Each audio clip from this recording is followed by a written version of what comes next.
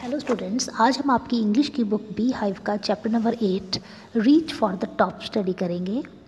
इसका part first है संतोष यादव।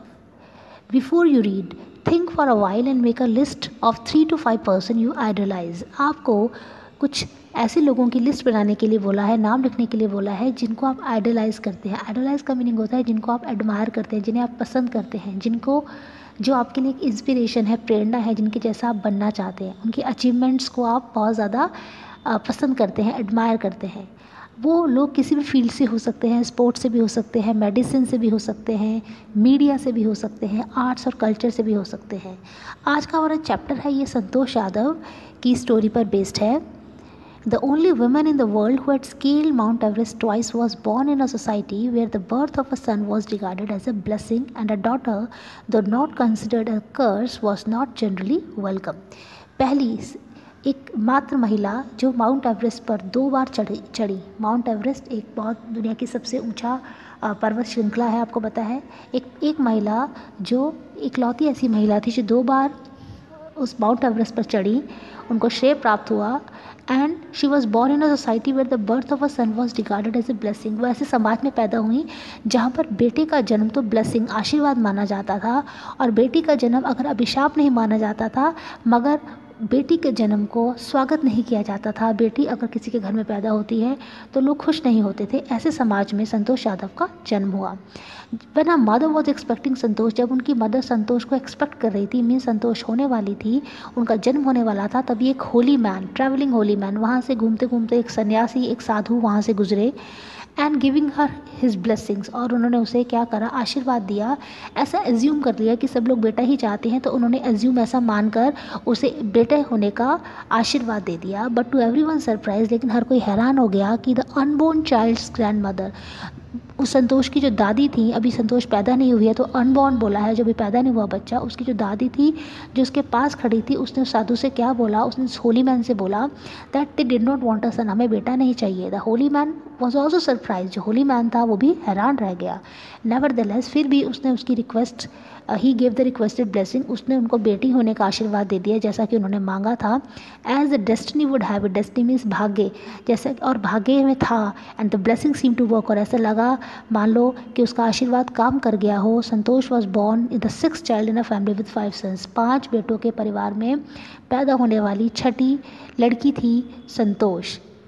अपने परिवार में उनके संतोष यादव के 5 भाई थे और संतोष एक छठा बच्चा था उस परिवार की। And a sister to 5 brothers, 5 भाइयों की वो इकलौती बहन थी। और वो कहाँ पैदा हुई थी, small village of Joniawas of Rewari district in Haryana. Haryana के रेवाड़ी डिस्ट्रिक्ट का एक गांव था जोनियावास, वहाँ पर उसका जन्म हुआ था। सेकेंड पैराग्राफ में, the girl was given the name Santosh, लड़की को संतोष नाम दिया गया था। संतोष का इंग्लिश में मीनिंग होता है कंटेंटमेंट। संतोष को इंग्लिश में बोलते हैं कंटेंटमेंट, मीन्स जब हम संतुष्ट होते हैं, जब हमें किसी और चीज़ की इच्छा नहीं होती तो हम बोलते हैं कि ये कंटेंटेड फील कर रहे हैं हम। But Santosh was not always content with the place in a traditional way of life, लेकिन संतोष अपने जो समाज में ट्रेडिशनल, जो पुराने रीति रिवाजों से युक्त समाज था, उसमें वो संतुष्ट नहीं थी। She began living life on her own terms, on terms means अपनी शर्तों पर उसने जीवन जीना स्टार्ट कर दिया। वेयर अदर गर्ल्स वो ट्रेडिशनल इंडियन ड्रेसेस, बाकी लड़कियाँ पुराने ट्रेडिशनल रीति रिवाज वाले जो हमारे कपड़े होते हैं वैसे कपड़े पहनती थी, जैसे सूट सलवार होता है, साड़ी होता है। लेकिन जो संतोष थी वो क्या प्रेफर करती थी, शॉर्ट्स, वो शॉर्ट्स पहनती थी। Looking back she says now, जब वो पीछे मुड़ के देखती है तो कहती है, from the very beginning I was quite determined that if I chose a correct and rational path, the others around me had to change, not me. मैं शुरू से ही determined थी, दृढ़ निश्चय थी, मेरे को पक्का विश्वास था कि अगर मैं सही रास्ता और rational path, rational का मतलब होता है सही, उचित, सही और एक रैशनल रास्ता मैं चुनती हूँ तो जो मेरे आसपास के लोग हैं, the others around me had to change, उन्हें बदलना पड़ेगा, नॉट मी, मुझे बदलना नहीं पड़ेगा। थर्ड पैराग्राफ, संतोष जो पेरेंट्स थे वो एफ्लुएंट लैंड ऑनर थे। एफ्लुएंट का मीनिंग होता है अमीर, rich, who could afford to send their children to the best school, जो कि अपने बच्चों को अच्छे से अच्छे स्कूल में भेज सकते थे। कंट्रीज़ कैपिटल, देश की राजधानी दिल्ली में भी पढ़ने भेज सकते थे, जो कि उनके घर से काफ़ी पास था, which was quite close by. But in the line with the prevailing customer, in the line with का मतलब होता है जैसे चलन चलता आया है वैसा, फॉलोइंग और इन अकॉर्डेंस विद, जैसा चलन चलता आया है वैसे ही। चाहते तो बच्चों को बड़े स्कूल में भेज सकते थे उन्होंने, लेकिन जैसा चलन चलता आया है उसी को फॉलो किया। और Santosh had to make do with the local village school, और संतोष को गांव के जो लोकल जो स्कूल था उनके गांव में एक छोटा सा, वहीं उसे भेज दिया गया. So she decided to fight the system. Santosh ने कहा कि मैं इस सिस्टम के खिलाफ लड़ूंगी in her own quiet way when the right moment arrived. जब सही समय आया. And the right moment came when she turned 16. और सही समय कब आया? जब वो 16 साल की हुई.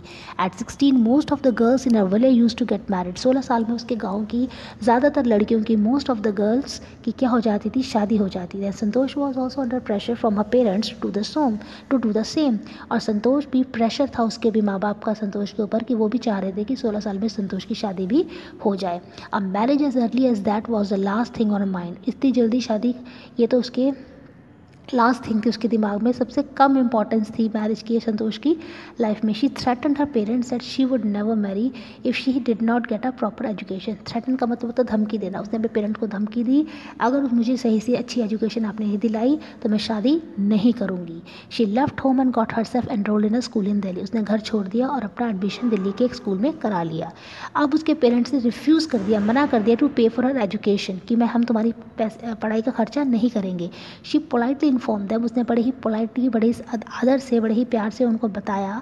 Offer plan to earn money, कि मैं पैसे कमा लूँगी by working part time to pay her school fees. मैं पार्ट टाइम काम करके अपने स्कूल की फ़ीस कमा लूँगी. Her parents then agreed to pay for her education. फिर उसके जो पेरेंट्स थे उसकी पढ़ाई का खर्चा करने के लिए मान गए.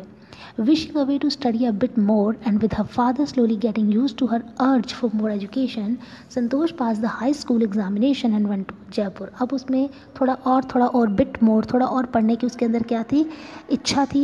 और जो उसके फादर थे slowly getting used to, उनको भी आदत पड़ गई थी कि संतोष जिस तरह से कहती थी पढ़ाई करने के लिए, तो वो भी उसकी बात मानने लग गई. Used to her urge for more education. urge means उसकी जो डिज़ायर थी संतोष की शिक्षा प्राप्त करने के लिए. अब संतोष ने हाई स्कूल पास किया जयपुर में, फिर उसने महारानी कॉलेज ज्वाइन करा और कस्तूरबा हॉस्टल में उसे कमरा मिल गया. संतोष को याद है जो कस्तूरबा हॉस्टल था, फेस द अरावली हिल्स. वो कौन सी पहाड़ियों के सामने था? अरावली हिल्स. वहाँ से अरावली की जो पहाड़ियाँ थी वो नज़र आती थी उसकी हॉस्टल के कमरे से.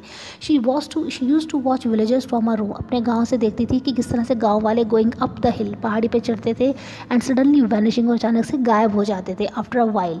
एक दिन उसने डिसाइड करा, one day I decided to check it out myself, कि वो कहाँ जाते हैं, कि सच एकदम से चढ़ते चढ़ते वो कहाँ गायब हो जाते हैं.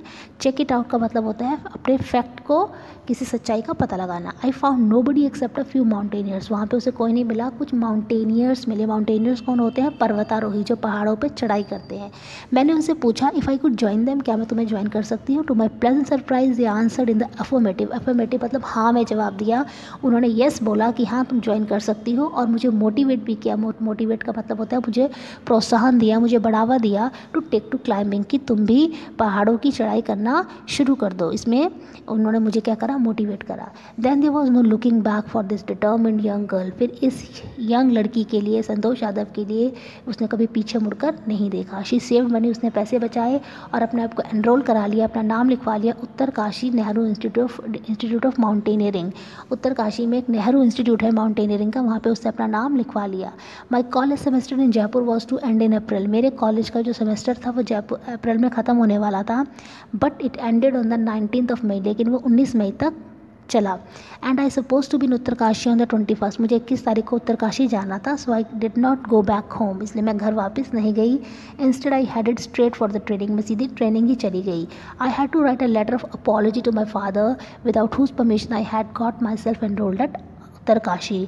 और फिर मुझे अपने माता पिता को अपॉलॉजी का लेटर, अपॉलॉजी का मतलब होता है माफ़ी मांगना, क्षमा मांगना. एक क्षमा का पत्र मुझे अपने पिता को लिखना पड़ा, क्योंकि मैं उनके बिना परमिशन के ही मैंने अपने आप को उत्तरकाशी में अपना नाम लिखवा लिया था. उत्तरकाशी के नेहरू इंस्टीट्यूट ऑफ माउंटेनियरिंग में मैंने अपना नाम लिखवा लिया था, एनरोल करवा लिया था. Thereafter Santosh went on an expedition every year. और संतोष हर साल एक एक्सपीडिशन पर जाती थी. हर क्लाइंबिंग स्किल्स मैच्योर रैपिडली. जो उसकी क्लाइंबिंग स्किल्स थे, पहाड़ों पे जो चढ़ना था, वो धीरे धीरे मैच्योर हो रही थी, यानी कि वो सीख रही थी चढ़ाई करना, पर्वतारोहण करना वो सीख रही थी. Also she develop a remarkable resistance to cold and altitude. और उसके अंदर बड़ी रेजिस्टेंस आ गई थी, मीन्स वो मुकाबला कर सकती थी बहुत से अधिक सर्दी का, ठंड का, और ऑल्टीट्यूड मतलब ऊंचाई का. ऊंचाई पर भी, ऊंचाई को सहना भी वो सीख गई थी. रेजिस्टेंस मीन्स ऊंचाई और ठंड को सहना वो सीख गई थी. Equip with iron will. उसके अंदर क्या क्या क्वालिटीज़ है? आयरन विल, एक विल पावर थी कुछ करने की, कुछ करने की, मैं कुछ कर दिखाने की उसके अंदर एक लगन थी, जुनून था। फिजिकल एंड्योरेंस मीन्स उसका शरीर भी एंड्योर कर रहा था इस ऊंचाई को, इस अल्टीट्यूड को, ठंड को बर्दाश्त कर रहा था। एन अमेजिंग मेंटल टफनेस, और उसका जो मन था, वो मस्तिष्क था, जो मन था वो बिल्कुल स्ट्रांग बना रखा था उसने, मेंटल टफनेस थी उसके अंदर। And she proved herself repeatedly, और उसने अपने आप को बार बार प्रूव किया। The culmination of her hard work and the sincerity came in 1992, just 4 years after she had shyly asked the Aravalli mountaineers if she could join them. जो उसकी मेहनत थी, हार्ड वर्क थी, और उसकी सिंसियरिटी थी, जो लगन थी, उसका जो अंत था, कल्मिनेशन, वो 4 साल बाद हुआ 1992, जब उसने 4 साल बाद, कब, जब उसने उन माउंटेनियर से पूछा था, उन पर्वतारोहियों से पूछा था क्या मैं तुम्हें ज्वाइन कर सकती हूँ। उसके 4 साल बाद उसको अपनी मेहनत का फल मिला। At barely 20 years of age, मुश्किल से, barely मीन्स मुश्किल से 20 साल की एज में, Santosh Yadav scale Mount Everest, becoming the youngest women in the world. उसने माउंट एवरेस्ट पर चढ़ाई चढ़ी और दुनिया की सबसे कम उम्र की महिला, यंगेस्ट वुमेन बनी। वो इस फीट को, इस अचीवमेंट को, इस मुश्किल काम को करने वाली वो सबसे छोटी उम्र की महिला बनी। If her climbing skills, physical fitness and mental strength impressed her seniors, her concern for others and desire to work together with them found her a special place in the hearts of the fellow climbers. जो उसकी climbing skill थी, जो उसकी physical fitness थी, जो उसकी mental strength थी, उससे उसके सीनियर्स तो इम्प्रेस होते ही थे, लेकिन उसके अंदर कंसर्न फॉर अदर, दूसरों के लिए बड़ी चिंता भी रहती थी, और वो हमेशा डिज़ायर, इच्छा करती थी मिलकर काम करने की। इससे कि जो उसके साथी क्लाइंबर्स थे, जो उसके दोस्त साथी होते थे, सहयोगी होते थे, उनके दिलों में भी संतोष के लिए खास जगह होती थी। अब 1992 में क्या हुआ, एक एवरेस्ट मिशन पर जब वो जा रही थी, Santosh provided special care to a climber. उसने अपने एक साथी को बड़ी ही केयर करी, who lay dying at the south pole. जो उसका एक साथी था वो बेहोश हो गया था, ले डाइंग, उसकी हालत ख़राब हो गई थी, संतोष ने उसकी बहुत ज़्यादा मदद करी थी। She was unfortunately unsuccessful in saving him, लेकिन दुर्भाग्यवश वो उसे बचा नहीं पाई। However she manage to save another climber, लेकिन फिर भी वो एक और दूसरे क्लाइंबर को बचा पाई। Mohan Singh, who would have met with the same fate had she not shared her oxygen with him. Mohan Singh उसका एक साथी था, उसकी भी मृत्यु हो जाती अगर संतोष ने उसके साथ अपना ऑक्सीजन शेयर नहीं किया होता। तो इस तरह संतोष का जो अपने फेलो क्लाइंबर्स थे उनके साथ भी रिलेशंस बहुत अच्छा था। तो आपसे पूछा जा सकता तो आप बता सकते हैं, she shared her oxygen with her fellow climber. Within 12 months Santosh found herself a member of Indo Nepalese women expedition. 12 महीने के अंदर संतोष किसका मेंबर बन गई, इंडोनेपोलिस वुमेन एक्सपीडिशन। महिलाएं जो इंडियोनेपोलिस में इंडिया और नेपाल की मिलाकर एक ग्रुप था महिलाओं का, उसका वो हिस्सा बन गई। Then she scale the Everest second time, फिर वो दूसरी बार एवरेस्ट पे चढ़ी, thus setting a record as the only woman to have scale the Everest twice. 2 बार माउंट एवरेस्ट पे जाने वाली पहली महिला बनी।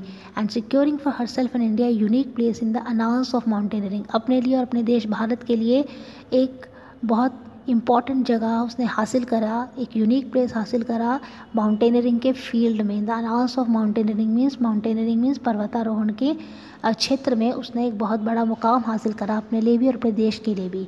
इन रिकग्निशन ऑफ हर अचीवमेंट, उसके अचीवमेंट्स को रिकग्नाइज करते हुए उसको the Indian government bestowed upon her, इन भारत सरकार ने उसे भारत का सबसे नेशंस का टॉप ऑनर दिया, वो था पद्मश्री अवार्ड से उसे सम्मानित किया गया। Describing her feeling when she was literally on the top of the world, Santosh has said, I took some time for the enormity of the moment to sink in. अपनी feeling को बताते हुए जब वो टॉप ऑफ द वर्ल्ड, वो कहाँ थी, वो माउंट एवरेस्ट पर थी, उसने कहा आई टुक सम टाइम, मैंने थोड़ा समय लिया, for the enormity of the moment, वो इतना बड़ी एनॉर्मिटी मीन्स इतनी ग्रेट मोमेंट थी, थोड़ा सा वो ढल जाए, थोड़ा सा वो बीत जाए, थोड़ी सी मुझे समझ में आए हुआ क्या है, इसके लिए मुझे समय लगा कि मैंने इतनी बड़ी अचीवमेंट कर ली, इस चीज़ को महसूस करने के लिए मुझे समय लगा। देन आई अनफर्ल्ड का मतलब लहराया, I unfurled the Indian tricolour and held it aloft on the roof of the world, मैंने भारत का तिरंगा झंडा लहराया आसमान में, aloft the roof of the world किसको बोला गया है, माउंट एवरेस्ट को, अलॉफ्ट मीन्स बहुत ऊंचाई पर, हेल्ड इट वेरी हाई, बहुत ऊंचा मैंने भारत का झंडा लहरा दिया।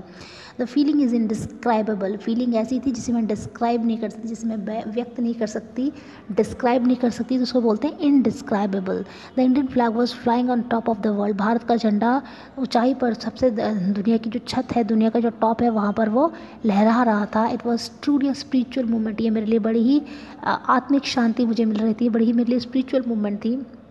आई felt proud as an Indian, और मुझे ही गर्व महसूस हुआ, एक भारतीय होने के नाते मुझे बहुत ज़्यादा गर्व महसूस हुआ। ऑल्सो फर्वेंट इन्वायरमेंटलिस्ट, फर्वेंट का मतलब होता है बहुत ज़्यादा जिसमें स्ट्रॉन्ग फीलिंग हो, सिंसियर फीलिंग हो किसी काम के लिए। तो इन्वायरमेंटलिस्ट को होता है जो पर्यावरण के लिए काम करते हैं, जो पर्यावरण की सुरक्षा के लिए काम करते हैं। तो अपने आप को उसने एक फर्वेंट इन्वायरमेंटलिस्ट भी बोला है संतोष ने।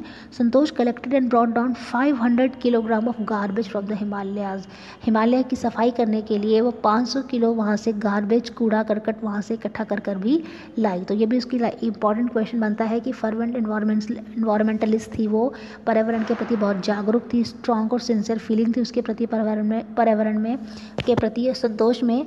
तो उसका एग्जाम्पल ये है कि वो 500 किलोग्राम ऑफ गार्बेज हिमालय से वो कलेक्ट करके लेके आई। इस तरह से संतोष यादव फर्स्ट वुमेन बनी जिसने हिमालय को, माउंट एवरेस्ट को 2 बार स्केल किया, और उसके अपने फेलो जो क्लाइंबर्स से उनके साथ रिलेशंस बहुत अच्छे थे, उन्होंने उसकी कैसे हेल्प करी, ये भी इंपॉर्टेंट पॉइंट है इस चैप्टर का। और वो एक फर्वेंट इन्वायरमेंटलिस्ट थी, उन्होंने इन्वायरमेंट के लिए क्या ये भी इंपॉर्टेंट पॉइंट है। और किस तरह से उन्होंने ओल्ड ट्रेडिशंस को चैलेंज करा, किस तरह से एक ट्रेडिशनल वेज को तोड़ती हुई वो आगे बढ़ी, और इस तरह से वो आप सबके लिए एक आइडल होती है, एक ऐसा पर्सन बन जाती हैं, एक ऐसी इंस्पिरेशन बन जाती हैं जैसे हम सब बनना चाहेंगे। तो यहाँ पे हमारा जो चैप्टर है ये कंप्लीट हो जाता है।